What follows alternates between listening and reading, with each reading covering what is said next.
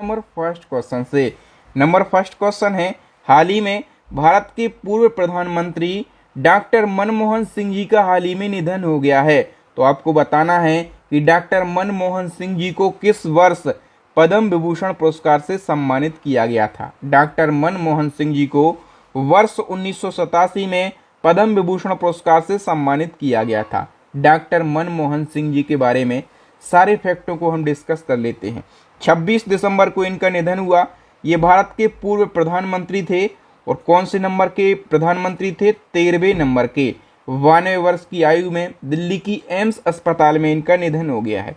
इनको कहा जाता था उदारीकरण का अग्रदूत, तो ये उपनाम है डॉक्टर साहब का, ये याद रखना। और एक और फैक्ट याद रखना, इनकी आत्मकथा का नाम क्या है? तो चेंजिंग इंडिया इनकी आत्मकथा का नाम है, ठीक है। और इनका जन्म हुआ था 26 सितंबर 1932 को ब्रिटिश भारत के पंजाब प्रांत में। और इनको 1987 में पद्म विभूषण पुरस्कार मिला और भारत के प्रधानमंत्री रहते हैं 2004 से 2015 तक। 13वें नंबर के प्रधानमंत्री रहते हैं। वित्त मंत्री भी रहते हैं 1991 से 96 तक।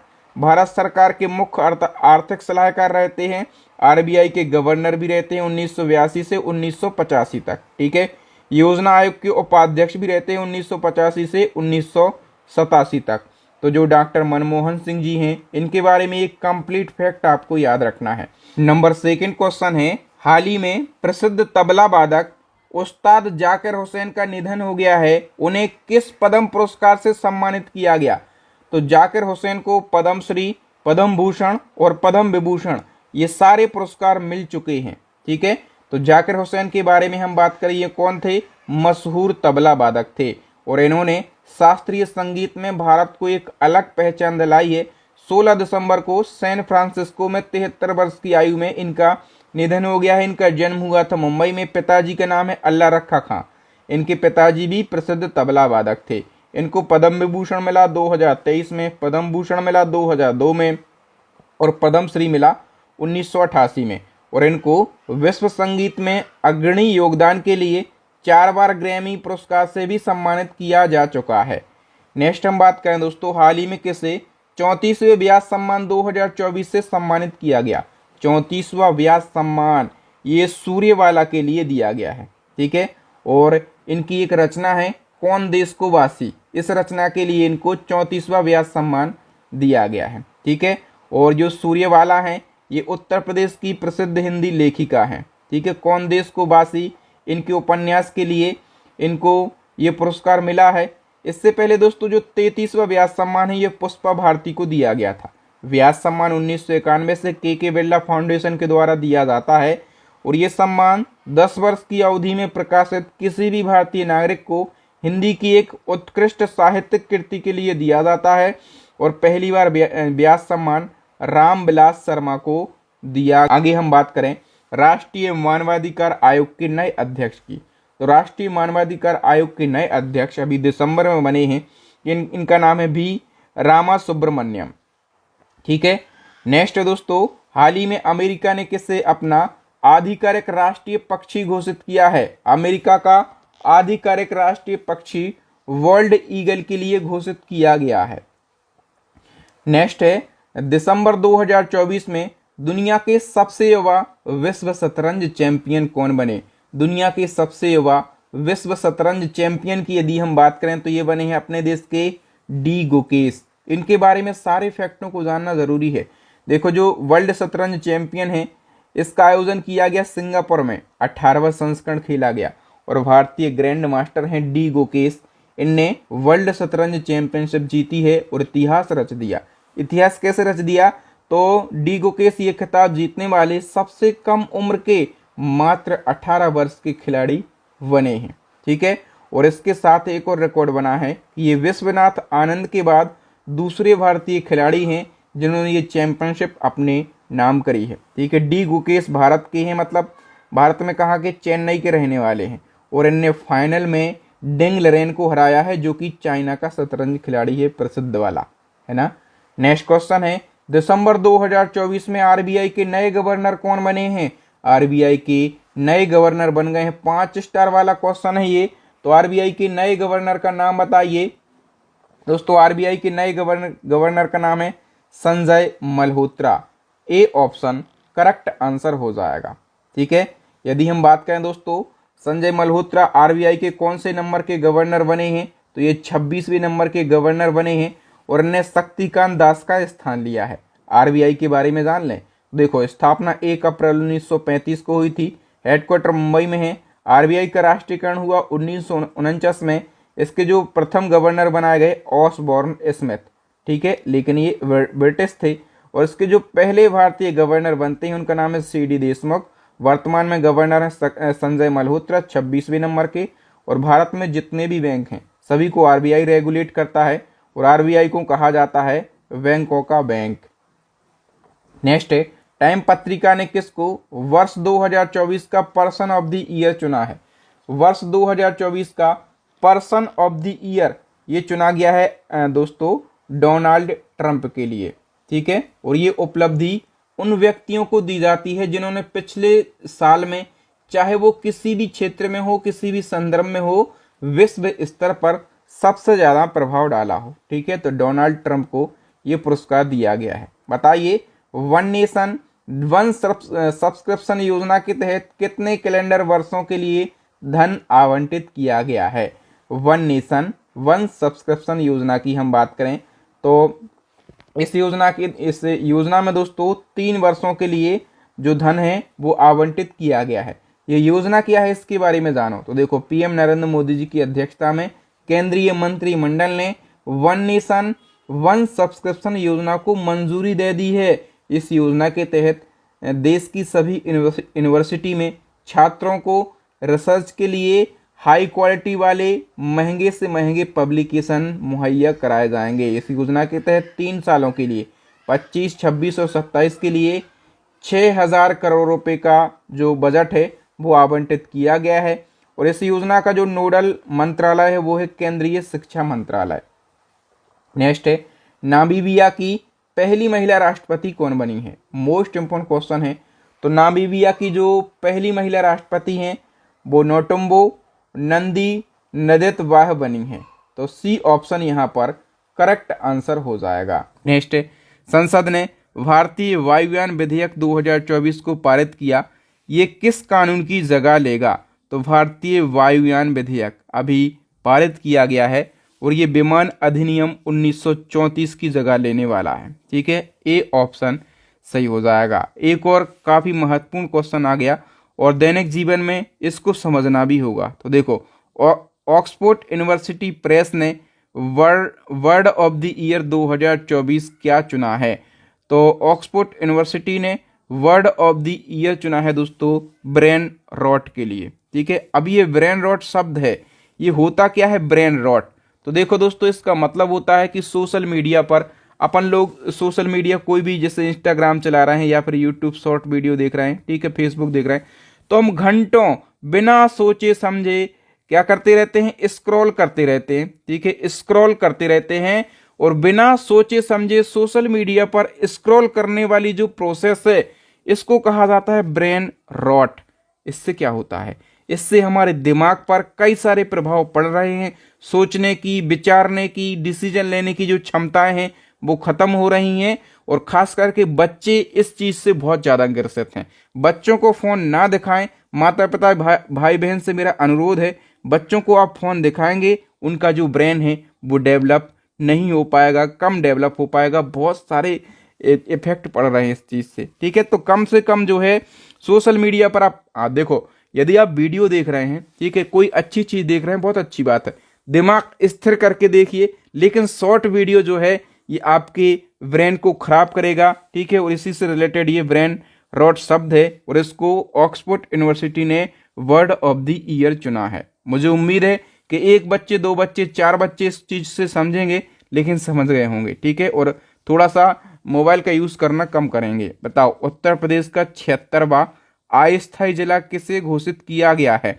तो यूपी का जो 76वां अस्थायी जिला है दोस्तों ये महाकुंभ मेले के लिए घोषित किया गया है। ठीक है, ये जिला किसको काट कर बनाया गया।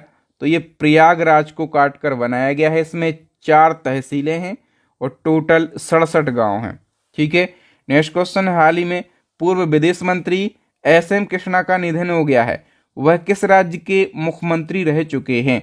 देखो, एस.एम. कृष्णा ये पूर्व विदेश मंत्री तो रह ही चुके हैं, इसके साथ साथ ये कर्नाटक के सीएम भी रह चुके हैं। ठीक है, याद रखना एस.एम. कृष्णा के बारे में। इनका पूरा नाम है सोमनहल्ली मल्लैया कृष्णा, और 10 दिसंबर को 92 वर्ष की आयु में इनका निधन हो गया। ये विदेश मंत्री भी रह चुके हैं। ठीक है, महाराष्ट्र के गवर्नर भी रह चुके हैं, कर्नाटक के 10वें नंबर के मुख्यमंत्री भी रह चुके हैं। इनको 2023 में पद्म विभूषण पुरस्कार से सम्मानित किया गया था। नेक्स्ट है, भारत और किस देश के बीच पहली बार दिसंबर 2024 में सैन्य अभ्यास सिनवेक्स पुणे में आयोजित हुआ है? तो सिनवेक्स की हम बात करें, इसका आयोजन अपने देश भारत और कंबोडिया के बीच में किया गया, आयोजन किया गया इसका पुणे में। ठीक है, याद रखना भारत पहली बार संयुक्त राष्ट्र के नार्कोटिक ड्रग आयोग के कौन से भी सदस्य का अध्यक्ष बना है? तो अपना देश भारत जो है ये पहली बार संयुक्त राष्ट्र के नार्कोटिक ड्रग्स आयोग के जो है 68वें सत्र का अध्यक्ष बना है। सी ऑप्शन करेक्ट आंसर हो जाएगा। नेक्स्ट है, ग्लोबल टीबी रिपोर्ट 2024 के अनुसार भारत में 2015 से 2023 तक टीबी रोग की घटनाओं में कितने प्रतिशत की गिरावट हासिल करी है? देखो दोस्तों, याद रखना ग्लोबल टीबी रिपोर्ट 2024 जारी हुई है। इस रिपोर्ट के अनुसार 2015 से 2023 तक की यदि हम बात करें तो भारत ने टीबी के मामलों में 17.7% की गिरावट हासिल करी है। बताओ, पुरुष हॉकी जूनियर एशिया कप 2024 का खिताब किस देश की टीम ने जीता है? तो ये जीता है अपने देश भारत ने, और भारत ने लगातार तीसरी बार ये खिताब जीता है। अच्छा, इसका आयोजन कहाँ पर किया गया? ओमान के मस्कट में इसका आयोजन हुआ है। 5वां संस्करण है। ठीक है, जीता किसने है? अपना देश भारत ने ये जीता है। हराया किसको है? ठीक है, ये पाकिस्तान को हराया है अपने देश भारत ने। नेक्स्ट क्वेश्चन है 11वां, एसीसी अंडर 19 पुरुष एशिया कप 2024 किसने जीता है? तो दोस्तों ये जीता है बांग्लादेश ने, और देखो बांग्लादेश ने जीता है किसको हराकर? भारत को, मतलब भारत उप विजेता है। संस्करण की यदि हम बात करें तो 11वां संस्करण है, और इसका आयोजन कहाँ पर किया गया? तो दुबई में इसका आयोजन किया गया है।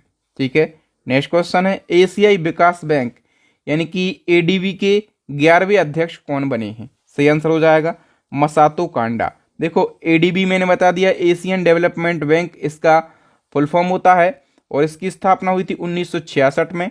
हेडक्वार्टर बताओ कहाँ पर है? फिलीपींस के मनीला में हेडक्वार्टर स्थित है। बताओ, एशियाई क्रिकेट परिषद यानी कि एसीसी के नए अध्यक्ष कौन बने हैं? देखो पहले जय शाह थे एसीसी के अध्यक्ष। ठीक है, लेकिन जो जय शाह हैं अब ये आईसीसी के अध्यक्ष बन गए हैं। तो एसीसी के जो अध्यक्ष हैं वो सम्मी सिल्वा बन गए हैं। ठीक है, याद रखना आप लोग। तो सम्मी सिल्वा कहाँ के हैं? श्रीलंका के, और ये एसीसी के चेयरमैन बन गए हैं, और इनने जय शाह का स्थान लिया है। एसीसी मतलब एशियन क्रिकेट काउंसिल, स्थापना 1983 में, और हेडक्वार्टर दुबई में है। आदर्श वाक्य क्रिकेट फॉर गुड। इसी क्रम में दोस्तों बीसीसीआई के नए सचिव बने हैं। बीसीसीआई के नए सचिव का नाम क्या है? देवजीत सैकिया। तो बी ऑप्शन करेक्ट आंसर हो जाएगा। बताइए, अमेरिकी अंतरिक्ष एजेंसी है नासा, नासा के नए अध्यक्ष कौन बन गए हैं? सही आंसर हो जाएगा जेरेड इसाकमैन। ये नासा के अध्यक्ष बन गए हैं, और नासा की ये 15वें नंबर के अध्यक्ष बने हैं। नासा अमेरिका की अंतरिक्ष एजेंसी है। इसका फुल फॉर्म पूछा जाता है national aeronautics and space administration, इसका फुल फॉर्म होता है। 1958 में स्थापना, वाशिंगटन डीसी में headquarter, for the benefit all इसका मोटो होता है। नेक्स्ट, दिसंबर 2024 में श्रीलंका की दूसरी महिला मुख्य न्यायाधीश कौन बनी है? इसका सही आंसर हो जाएगा मृदु निरूपा फर्नांडो। और श्रीलंका की पहली महिला मुख्य न्यायाधीश कौन थी? तो उनका नाम था सरानी भंडार नायके। ये पहली थी, और अब दूसरी बन गई हैं मृदु निरूपा फर्नांडो। ठीक है, नेक्स्ट क्वेश्चन है पहला, भारत समुद्री विरासत सम्मेलन 2024 कहाँ पर आयोजित किया गया है? तो इसका सही आंसर हो जाएगा दोस्तों नई दिल्ली में इसका आयोजन किया गया है। नेक्स्ट, हाल ही में मध्य प्रदेश में लगभग कितने आचार्यों ने गीता का पाठ करके गिनीज वर्ल्ड रिकॉर्ड बनाया है? तो दोस्तों एक साथ लगभग 5000 आचार्यों ने मध्य प्रदेश में गीता का पाठ किया और ये गिनीज वर्ल्ड रिकॉर्ड बन गया है। ठीक है, नेक्स्ट क्वेश्चन है, हाल ही में किस देश ने दुनिया की सबसे बड़ी सोने की ईंट का अनावरण किया? तो सोने की दुनिया की सबसे बड़ी ईंट का अनावरण जो है ये दुबई में हुआ है। कहाँ पर? दुबई में। नेक्स्ट क्वेश्चन है, हाल ही में WTA player of the year 2024 किसे चुना गया है? सही आंसर हो जाएगा आर्यना सवालंका के लिए। ए ऑप्शन करेक्ट आंसर हो जाएगा। हाल ही में जारी इंडिया स्किल्स रिपोर्ट 2024-25 में कौन सा राज्य शीर्ष पर रहा है? इंडिया स्किल रिपोर्ट, इसमें टॉप पर रहा है महाराष्ट्र। बी ऑप्शन सही हो जाएगा। नेक्स्ट, दिसंबर 2024 में संयुक्त राष्ट्र महासभा ने किस दिनांक को विश्व ध्यान दिवस घोषित किया है? तो विश्व ध्यान दिवस अब से हर साल मनाया जाएगा। कब मनाया जाएगा? ये 21 दिसंबर को मनाया जाएगा। डी ऑप्शन सही हो जाएगा। किस देश की पूर्व राष्ट्रपति वेरोनिका मिशेल बैचलेट जेरिया को इंदिरा गांधी शांति निरस्त्रीकरण और विकास पुरस्कार 2024 दिया गया? दोस्तों ये किस देश की पूर्व राष्ट्रपति हैं? सही आंसर हो जाएगा दोस्तों, ये चिली देश की पूर्व राष्ट्रपति है। नेक्स्ट क्वेश्चन, नारकोटिक ड्रग आयोग के 68वें सत्र की अध्यक्षता किस देश को दी गई है? तो ये अध्यक्षता दी गई है अपने देश भारत को, और भारत पहली बार इस आयोग की अध्यक्षता करने वाला है। ठीक है, नेक्स्ट है, स्वास्थ्य परिवार कल्याण मंत्रालय के आंकड़ों के अनुसार देश में लिंगानुपात 918 से बढ़कर कितना हो गया है? देखो 2011 की जो जनगणना है वो कहती है कि हमारे देश का जो लिंगानुपात यानी कि सेक्स रेशियो है ये कितना है? 918, लेकिन ये बढ़ गया है और 918 से बढ़कर ये पहुंच गया है 930।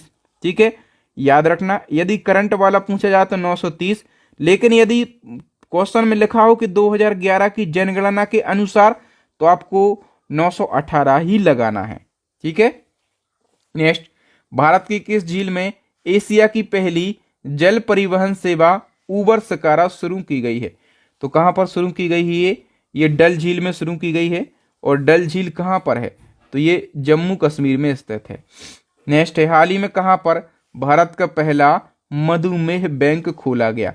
भारत का पहला डायबिटीज बायो बैंक जो है ये खोला गया है कहां पर? चेन्नई में। सी ऑप्शन करेक्ट हो जाएगा। नेक्स्ट है, निम्न में से किस राज्य ने राष्ट्रीय ऊर्जा संरक्षण पुरस्कार 2024 में पहला स्थान प्राप्त किया है? तो ये त्रिपुरा ने प्राप्त किया। नेक्स्ट, भारत फ्रांस और यूएई के बीच में कहां पर त्रिपक्षीय हवाई युद्ध अभ्यास डेजर्ट नाइट का आयोजन किया गया? डेजर्ट नाइट भारत, फ्रांस और यूएई के बीच में इसका आयोजन किया गया, और इसका आयोजन कहां पर किया गया है? अरब सागर में। नेक्स्ट, भारत पाकिस्तान युद्ध 1971 में विजय की याद में 16 दिसंबर को कौन सा दिवस मनाया जाता है? तो जो भारत पाक युद्ध हुआ था 1971 में, ठीक है, इसमें अपने देश ने विजय हासिल करी थी। ठीक है, तो इसी विजय की याद में एक दिवस मनाया जाता है, उसको कहते हैं विजय दिवस। ठीक है, बी ऑप्शन करेक्ट हो जाएगा। 16 दिसंबर को ये मनाया जाता है। दिसंबर 2024 में विश्व आयुर्वेद कांग्रेस और आयुर्वेद एक्सपो का आयोजन कहां पर किया गया? देहरादून में इसका आयोजन किया गया है। हाल ही में कहां पर 22वें दिव्य कला मेले का आयोजन किया गया? तो 22वें दिव्य कला मेले का आयोजन नई दिल्ली में किया गया है। बताओ, दिसंबर 2024 में फ्रांकोइस बायरू को किस देश का प्रधानमंत्री नियुक्त किया गया? तो ये फ्रांकोइस बायरू ये फ्रांस के प्रधानमंत्री नियुक्त हुए हैं। किस भारतवंशी कलाकार को ब्रिटेन के प्रतिष्ठित टर्नर पुरस्कार 2024 से नवाजा गया? टर्नर पुरस्कार किसी भारतवंशी को दिया गया है, और इनका नाम क्या है? जसलीन कौर इनका नाम है। ठीक है, तो याद रखना दोस्तों, भारतीय मूल की स्कॉटिश कलाकार हैं जसलीन कौर, और इन्हें अपनी एक प्रदर्शनी करी थी। प्रदर्शनी का नाम दिया गया था ऑल्टर, और इस प्रदर्शनी में व्यक्तिगत, राजनीतिक और आध्यात्मिक विषयों को मिश्रित करके दिखाया गया था, और इसी प्रदर्शनी के लिए इनने टर्नर पुरस्कार जीता है। टर्नर पुरस्कार की शुरुआत हुई थी 1984 में। इस पुरस्कार से सम्मानित होने वाले जो पहले भारतीय मूल के विजेता हैं इनका नाम है अनीस कपूर। ठीक है, नेक्स्ट क्वेश्चन है भारतीय रेलवे और किस शैक्षणिक संस्थान ने मिलकर भारत का पहला हाइपरलूप टेस्ट ट्रैक तैयार किया है? तो ये दोस्तों भारतीय रेलवे और आईआईटी मद्रास ने तैयार किया है। डी ऑप्शन सही हो जाएगा। बताओ भारत सरकार ने किस युद्धग्रस्त देश से दिसंबर 2024 में 75 भारतीय नागरिकों को निकाला है? तो दोस्तों सीरिया से जो है 75 भारतीयों को अभी निकाला गया है वापस। ठीक है, नेक्स्ट, किस देश ने 16 साल से कम उम्र के बच्चों के लिए सोशल मीडिया बैन लगाने का विधेयक पारित किया है? तो 16 साल से जो कम उम्र के बच्चे हैं, ठीक है, वो सोशल मीडिया नहीं चलाएंगे, ये बैन लगाया है ऑस्ट्रेलिया ने। बी ऑप्शन सही हो जाएगा। दुनिया की सबसे पुरानी ज्ञात जंगली चिड़िया विजडम की प्रजाति का नाम बताएं जिसने 74 वर्ष की आयु में अपना 60वां अंडा दिया है? तो दुनिया की सबसे पुरानी ज्ञात जंगली चिड़िया, इस चिड़िया का नाम है विजडम। ठीक है, और ये 74 साल की है और इसने अपना 60वां अंडा दिया है। तो विजडम तो इसका नाम रखा है नॉर्मली लोगों ने, लेकिन ये किस प्रजाति की है? तो ये लेसन अल्ट्रा, ये जो है लेसन अल्बाट्रॉस प्रजाति की है। ठीक है, नेक्स्ट है विश्व एड्स दिवस कब मनाते हैं? तो एड्स दिवस सभी को पता होगा, ये 1 दिसंबर को मनाया जाता है, लेकिन इसकी थीम समझो 2024 की, सही रास्ता अपनाएं, मेरा स्वास्थ्य मेरा अधिकार। ठीक है, इस दिवस को मनाने का उद्देश्य है एड्स के प्रति लोगों को जागरूक करना, जिससे लोग इस खतरनाक बीमारी के संक्रमण से बच सकें। इसे पहली बार 1988 में मनाया गया था। एड्स का फुल फॉर्म क्या होता है? एक्वायर्ड इम्यूनो डिफिशियंसी सिंड्रोम इसका फुल फॉर्म होता है। और जो एड्स है वो HIV वायरस के कारण होता है। HIV का full form human immuno deficiency virus इसका फुल फॉर्म होता है। ठीक है, केंद्रीय मंत्रिमंडल ने राष्ट्रीय प्राकृतिक खेती मिशन के लिए कितनी रकम की मंजूरी दी है? सही आंसर हो जाएगा दोस्तों 2481 करोड़ रुपए की। ए ऑप्शन सही हो जाएगा। नेक्स्ट, किस महापुरुष की पुण्यतिथि 6 दिसंबर को महापरिनिर्वाण दिवस के रूप में मनाया जाता है? देखो महापरिनिर्वाण दिवस ये 6 दिसंबर को और BR अम्बेडकर की पुण्यतिथि पर मनाया जाता है। ठीक है, महापरिनिर्वाण का अर्थ क्या होता है? तो इसका अर्थ होता है मुक्ति। तो अम्बेडकर साहब को मुक्ति मिली थी 6 दिसंबर 1956 को।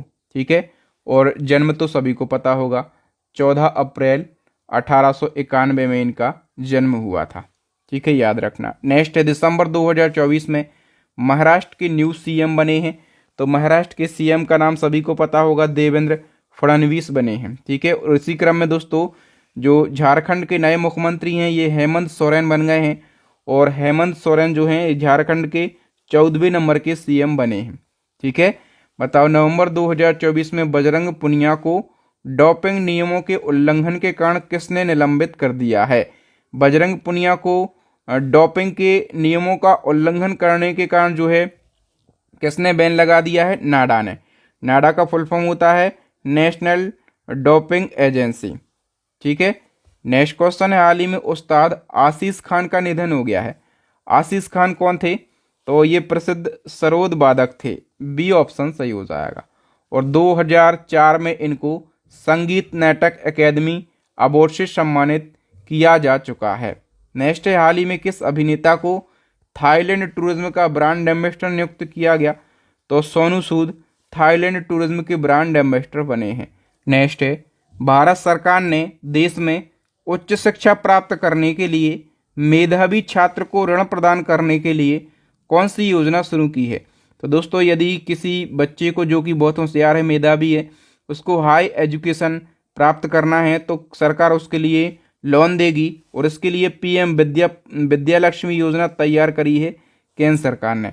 तो PM विद्या लक्ष्मी योजना हायर एजुकेशन प्राप्त करने के लिए जो मेधावी छात्र हैं उनको ऋण प्रदान करने के लिए नवंबर 2024 में शुरू की गई है। इस योजना का जो क्रियान्वयन है ये केंद्रीय शिक्षा मंत्रालय कर रहा है।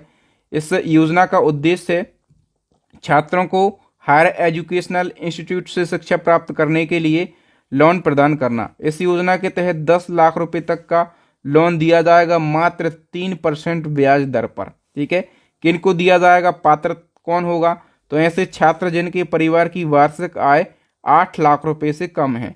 इस योजना के तहत अभी भारत सरकार ने 3,600 करोड़ रुपए का बजट भी आवंटित कर दिया है। नेक्स्ट, दिसंबर 2024 में पीएम नरेंद्र मोदी जी ने किस स्थान से बीमा सखी योजना की शुरुआत करी है?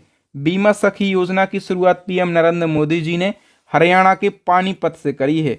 बी ऑप्शन सही हो जाएगा। बीमा सखी योजना, नाम से लग रहा है कि ये योजना महिलाओं के लिए है। ठीक है, तो हरियाणा के पानीपत से ये योजना शुरू की है पीएम नरेंद्र मोदी जी ने। और ये जो योजना है एक्चुअल में ये LIC की एक पहल है। इस योजना के माध्यम से क्लास 10वीं पास जो हैं और जिनकी उम्र 18 से 70 वर्ष है, ठीक है, तो इस बीच की जो महिलाएं हैं उनको आर्थिक सहायता प्रदान करी जाएगी। लेकिन आर्थिक सहायता कैसे प्रदान करी जाएगी? इस योजना के तहत जो महिलाएं हैं 10वीं पास हैं उनको वुमेन LIC इंश्योरेंस का एजेंट बनाया जाएगा और काम करने का मौका दिया जाएगा। इसके लिए महिलाओं को प्रॉपर ट्रेनिंग भी दी जाएगी और ट्रेनिंग के दौरान एक निश्चित वेतन दिया जाएगा महिलाओं के लिए। ये है बीमा सखी योजना। बताओ, 50वीं राष्ट्रीय महिला शतरंज चैंपियनशिप 2024 का खिताब किसने जीता है? तो ये खिताब जीत लिया है PV नंदीदा ने। ठीक है, ये कहाँ की रहने वाली हैं? तमिलनाडु की रहने वाली हैं। बताओ, हाल ही में संपन्न शतरंज प्रतियोगिता चेन्नई ग्रैंड मास्टर 2024 का खिताब किसने जीता है? तो अरविंद चिदम्बरम ने यह खिताब जीत लिया है। महिला T20 वर्ल्ड कप 2024 का खिताब किस देश ने जीता? तो ये खिताब न्यूजीलैंड ने जीता। और न्यूजीलैंड ने किसको हराया? साउथ अफ्रीका को हराया है। इसका आयोजन किया गया कहां पर? संयुक्त अरब अमीरात में। जीता न्यूजीलैंड ने साउथ अफ्रीका को हराकर। 9वां संस्करण है। प्लेयर ऑफ द मैच दिया गया अमेलिया केर को। प्लेयर ऑफ द टूर्नामेंट दिया गया अमेलिया केर को। ठीक है, इसी क्रम में जो पुरुष T20 वर्ल्ड कप है, पुरुष T20 वर्ल्ड कप का खिताब जीता अपने देश भारत ने और साउथ अफ्रीका को हराया है 7 रन से। ठीक है, याद रखना, पुरुष T20 वर्ल्ड कप जीता भारत ने है तो कप्तानी रोहित शर्मा ने करी और उपविजेता साउथ अफ्रीका रहा है तो कप्तानी एडन मार्करम ने करी। 9वां संस्करण है। 2 देशों में आयोजित हुआ, USA और वेस्ट इंडीज।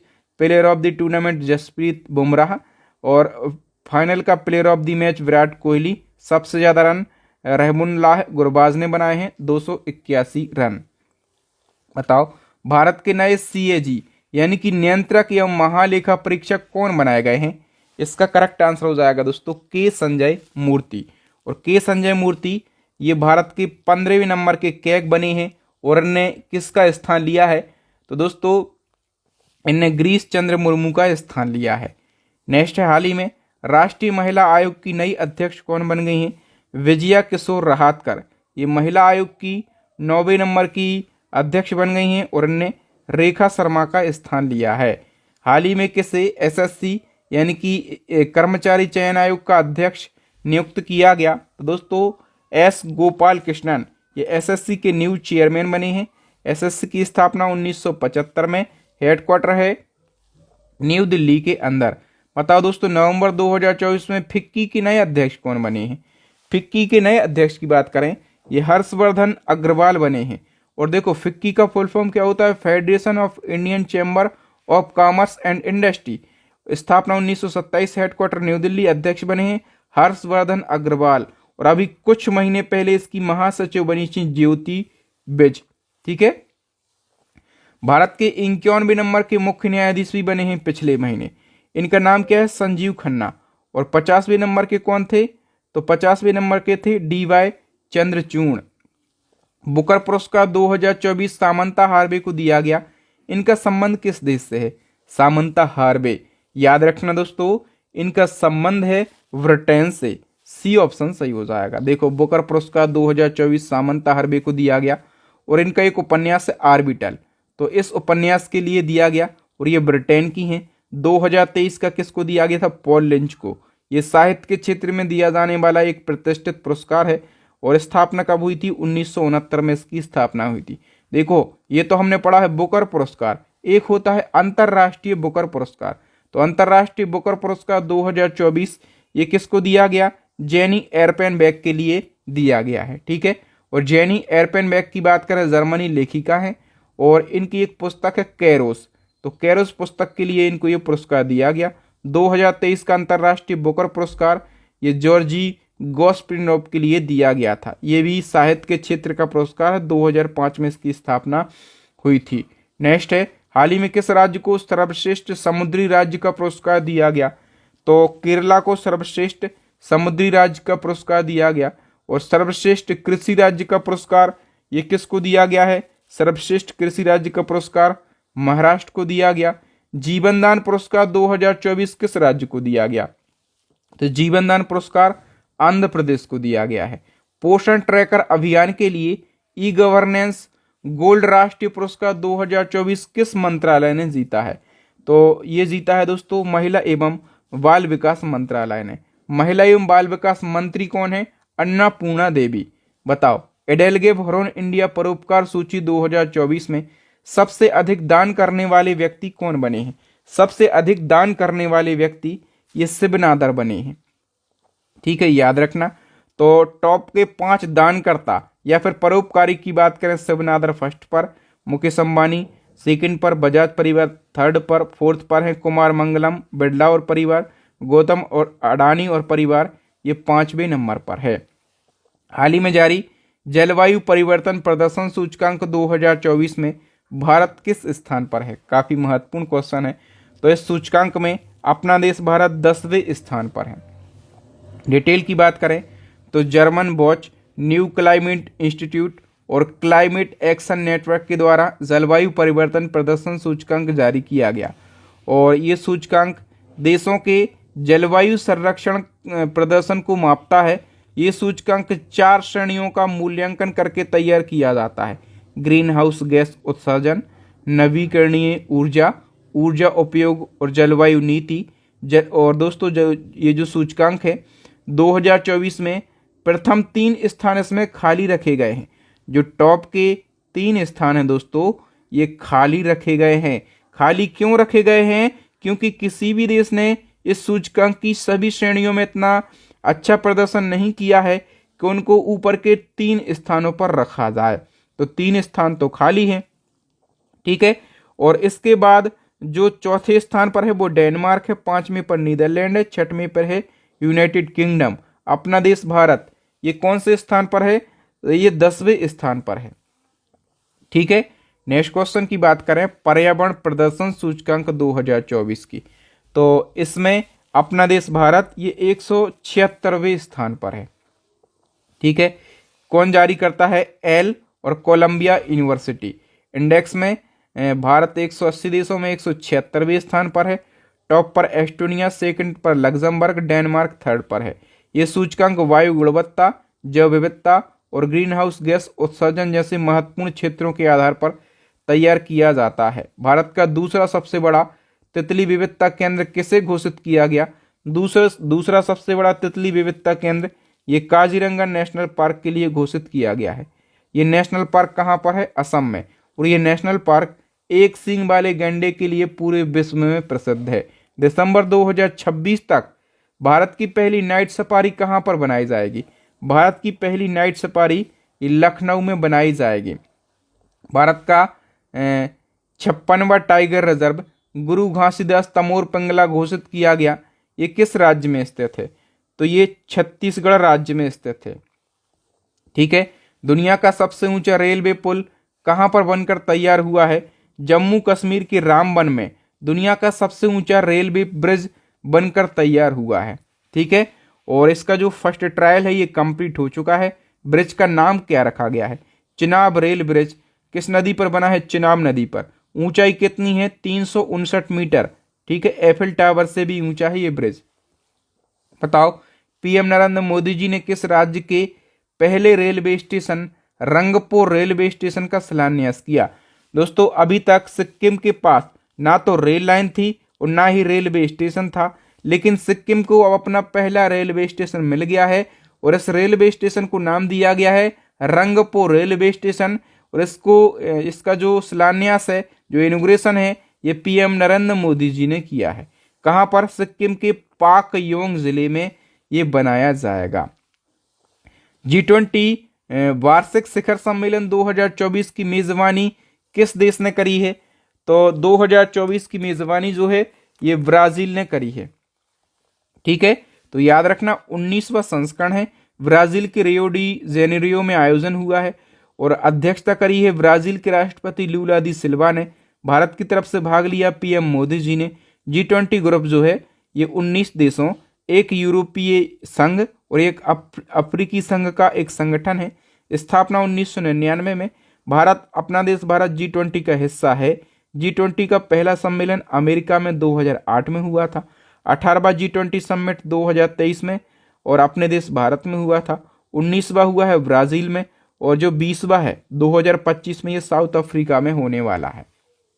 इसी क्रम में ब्रिक्स समिट की हम बात करें, ब्रिक्स समिट 2024 की मेजबानी जो है ये करी है रसिया ने। बी ऑप्शन सही हो जाएगा। ठीक है, तो 16वां संस्करण है, रूस के कजान में आयोजन हुआ है। भारत की तरफ से मोदी जी शामिल हुए। इसके बाद जो इसके पहले जो 15वां ब्रिक्स समिट हुआ था साउथ अफ्रीका में हुआ था। ब्रिक्स की स्थापना 2006 में, हेडक्वार्टर संघाई में है। ठीक है, स्थापना के समय इसमें 4 सदस्य थे। कितने थे? 4। लेकिन अब कितने? जब 4 थे तो इसका नाम हुआ करता था ब्रिक और 2010 में इसमें साउथ अफ्रीका जुड़ जाता है, तब इसका नाम क्या हो जाता है? तब इसका नाम हो जाता है ब्रिक्स। एस जुड़ गया यानी कि साउथ अफ्रीका 2010 में। ठीक है, तो याद रखना ब्रिक दुनिया की अग्रणी उभरती हुई अर्थव्यवस्थाओं का समूह है। ठीक है, इसमें 5 देश पहले से थे और इसमें 5 और जुड़ जाएंगे। देखो अभी तो 4 जुड़े हैं। ठीक है, लेकिन सऊदी अरब इसकी अभी कंफर्मेशन पेंडिंग है, तो 5 और जुड़ जाएंगे। इस प्रकार से 10 हो जाएंगे। लेकिन अभी जो है जब तक सऊदी अरब नहीं जुड़ता है तब तक 9 है। नेक्स्ट है नाटो शिखर सम्मेलन 2024 कहां पर आयोजित हुआ है? तो इसका सही आंसर हो जाएगा दोस्तों, नाटो शिखर सम्मेलन का आयोजन वॉशिंगटन डीसी में किया गया और इसको वॉशिंगटन डीसी समिट भी कहा जा रहा है। नाटो का फुल फॉर्म पता ही है, नॉर्थ अटलांटिक ट्रीटी ऑर्गेनाइजेशन। स्थापना 1949 में, हेडक्वार्टर ब्रुसेल्स में है। मार्क रूटे इसके महासचिव हैं। 32 सदस्य देश हैं। ठीक है, स्वीडन नया सदस्य देश इसमें ऐड हुआ है। बताओ 73वीं मिस यूनिवर्स 2024 का खिताब किसने जीता है? सही आंसर हो जाएगा विक्टोरिया केजोर थीलबिंग ने। और याद रखना विक्टोरिया केजोर थीलबिंग ये कहाँ की हैं? तो ये डेनमार्क की हैं। ठीक है, नेक्स्ट है फेमिना मिस इंडिया 2024 का खिताब किसने जीता है? तो ये खिताब जीता है निकिता पोरवाल ने। निकिता पोरवाल की हम बात करें दोस्तों, ये मध्य प्रदेश के उज्जैन की रहने वाली हैं। नेक्स्ट है मिस इंडिया वर्ल्ड वाइड 2024 का टाइटल किसने जीता है? मिस इंडिया वर्ल्ड वाइड 2024 का टाइटल जो है ये ध्रुवी पटेल ने जीत लिया है। ठीक है, दुनिया की पहली मिस एआई का खिताब किसने जीता है? तो केंजा लेली जो कि मोरक्को की एक इन्फ्लुएंसर हैं, इनने दुनिया की पहली मिस एआई का खिताब जीत लिया है। बताओ किस कृत्रिम बुद्धिमत्ता यानी कि किस एआई एंकर को ग्लोबल मीडिया अवार्ड 2024 से सम्मानित किया गया? ग्लोबल मीडिया अवार्ड इस साल एआई एंकर को दिया गया। इस एआई एंकर का नाम है साना और इस एआई एंकर को इंडिया टुडे के द्वारा डेवलप किया गया। नेक्स्ट, हाल ही में बिहार की प्रसिद्ध लोक गायिका शारदा सिन्हा का निधन हो गया है। उन्हें किस वर्ष पद्म भूषण पुरस्कार से सम्मानित किया गया था? शारदा सिन्हा, इनके बारे में याद रखना दोस्तों, इनको क्या कहा जाता है? तो इनको बिहार की कोकिला कहा जाता है। ठीक है, बिहार कोकिला कहा जाता है। नवंबर 2024 में 72 वर्ष की आयु में और कैंसर की वजह से इनका निधन हुआ है। ये मैथिली और भोजपुरी भाषाओं में गाती थीं और इनको पद्म भूषण पुरस्कार दिया गया था 2018 में। नेक्स्ट, मालवा की मीरा के नाम से मशहूर साहित्यकार मालती जोशी का निधन हो गया। मालती जोशी को किस वर्ष पद्मश्री अवार्ड से सम्मानित किया गया? तो इनको पद्मश्री दिया गया दोस्तों 2018 में ही। सी ऑप्शन सही हो जाएगा। नेक्स्ट है, हाल ही में किसे चमेली देवी जैन पुरस्कार 2024 से सम्मानित किया गया? तो चमेली देवी जैन पुरस्कार ये महिला पत्रकारों का सबसे प्रतिष्ठित पुरस्कार है। 2 जनों को ये पुरस्कार दिया गया, ग्रीष्म कोठार और Hritika Chopra. C option correct हो जाएगा, प्रयुक्त दोनों जनों के लिए। नेक्स्ट है, यूपीएस यानी कि यूनिफाइड पेंशन स्कीम लागू करने वाला देश का पहला राज्य कौन बन गया? काफी महत्वपूर्ण स्कीम है, तो करेक्ट आंसर हो जाएगा महाराष्ट्र। इस नेक्स्ट क्वेश्चन है, किस यूनिवर्सिटी में भारत का पहला संविधान संग्रहालय का उद्घाटन किया गया? भारत का पहला संविधान संग्रहालय, इसका उद्घाटन ओपी जिंदल ग्लोबल यूनिवर्सिटी में किया गया। ये यूनिवर्सिटी कहाँ पर है? हरियाणा के सोनीपत में स्थित है। नेक्स्ट, भारत का पहला राइस एटीएम यानी कि भारत का पहला चावल एटीएम कहाँ पर लॉन्च हुआ है? तो ये उड़ीसा में लॉन्च हुआ है। ठीक है, याद रखना। और एक्चुअल में ये जो दोस्तों राशन कार्ड धारक होते हैं उनके लिए 24 घंटे चावल देने वाली मशीन है और इस मशीन को अन्नपूर्ति ग्रैंड एटीएम नाम दिया गया है। किस एयरपोर्ट पर 2027 तक भारत की पहली एयर ट्रेन शुरू की जाएगी? भारत की पहली एयर ट्रेन ये इंदिरा गांधी एयरपोर्ट नई दिल्ली पर शुरू की जाएगी। ठीक है, 2027 के अंत तक टर्मिनल 1 और 3 के बीच में यात्रियों की आवाजाही को आसान बनाने के लिए एक ऑटोमेटेड मूवर शुरू करने की योजना बनाई है और इस परियोजना ये जो परियोजना है 7.7 किलोमीटर का रास्ता तय करेगी। इससे बसों पर जो डिपेंडेंसी है वो खत्म होगी। ठीक है, नेक्स्ट है, यूनेस्को ने किस भारतीय शहर को संगीत का शहर यानी कि सिटी ऑफ म्यूजिक घोषित किया है? तो ये मध्य प्रदेश के ग्वालियर शहर के लिए घोषित किया है। इसी क्रम में यूनेस्को ने भारत का पहला साहित्य का शहर यानी कि सिटी ऑफ लिटरेचर ये केरला के कोचिकोड के लिए घोषित किया है। इसी क्रम में अंतरिक्ष में पहुंचने वाले पहले भारतीय पर्यटक कौन बने हैं? सही आंसर हो जाएगा गोपीचंद थोटाकोरा। ए ऑप्शन सही हो जाएगा। अलीगढ़ मुस्लिम विश्वविद्यालय की पहली महिला कुलपति कौन बन गई हैं? नईमा खातून। नेक्स्ट, राष्ट्रीय चैंपियनशिप जीतने वाली पहली भारतीय महिला रेसर कौन बन गई हैं? इनका नाम है दोस्तों डायना पंडोले और ये महाराष्ट्र पुणे की रहने वाली हैं। नेक्स्ट है, केंद्र सरकार ने अंडमान निकोबार की राजधानी पोर्ट ब्लेयर का नाम बदलकर क्या कर दिया है? पोर्ट ब्लेयर अंडमान निकोबार की राजधानी है और इसका नया नाम श्री विजयपुरम किया गया। काफी महत्वपूर्ण क्वेश्चन है ये। दोस्तों, एक क्वेश्चन आप सभी लोगों के लिए है, इसका कौन सा आंसर सही होगा कमेंट बॉक्स में ज़रूर बताएं।